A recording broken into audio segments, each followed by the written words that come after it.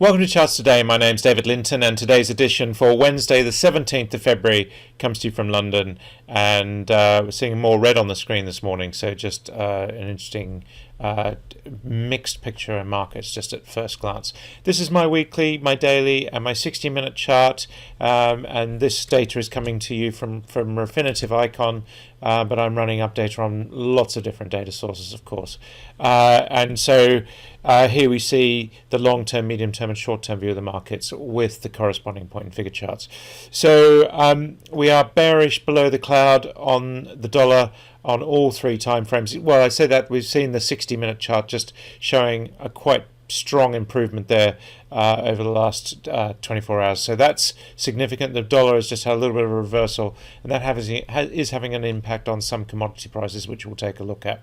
The euro is therefore lower, so short-term lower. We do have a downside target, but we do also have support here.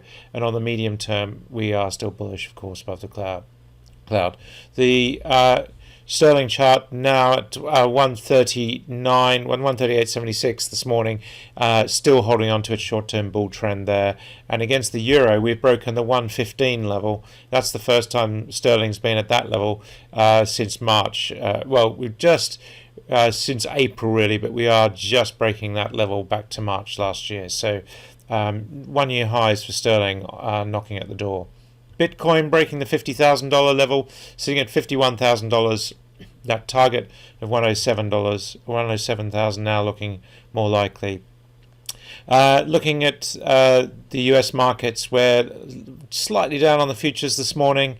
So flat opening is really what we're calling there. The VIX volatility up very slightly, but still in the low 20s. We're seeing the FTSE future down 1/3%.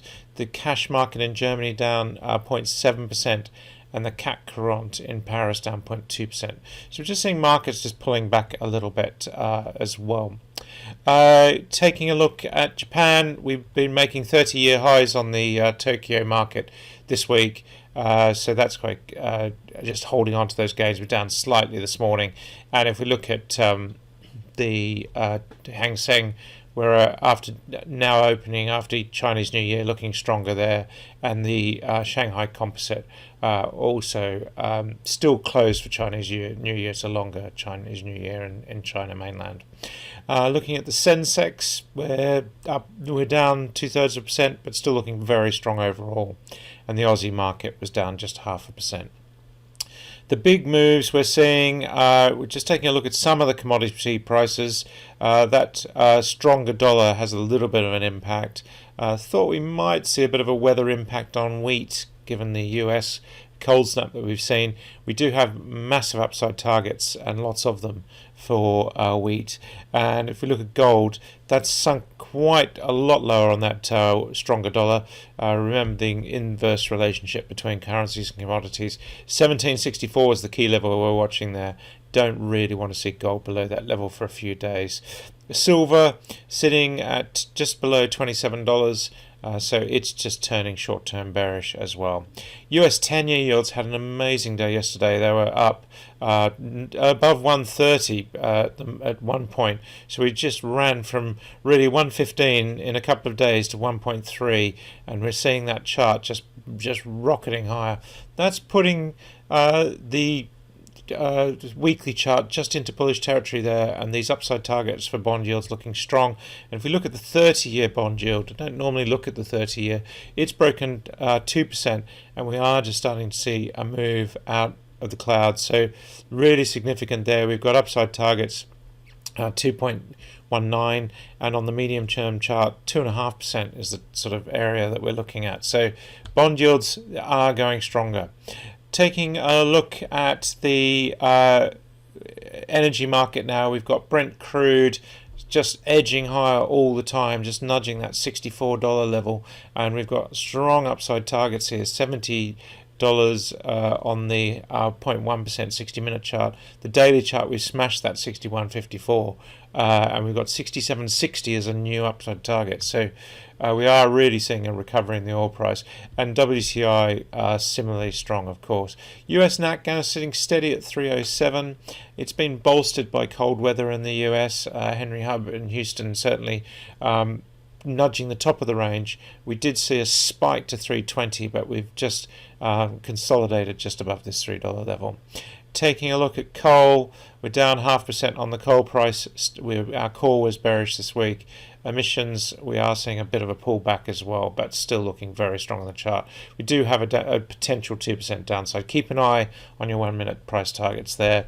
And if you look at MBP, we're up 3.79% here. It's looking stronger this morning, but still in bearish mode. And TTF is back above the critical €17 mark. But the fact is, we have broken this trend, and that is just going to weigh on us now.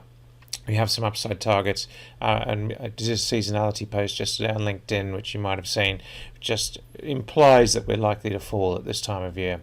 German power, we were neutral for the week. We're stuck in this range, 51, 54, 60. That's the range at the moment, and we are just wandering bearish below the cloud there, so still a little bit of a concern.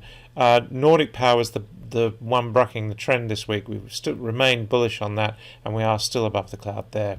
Just last of all, a look at our new COVID-19 data.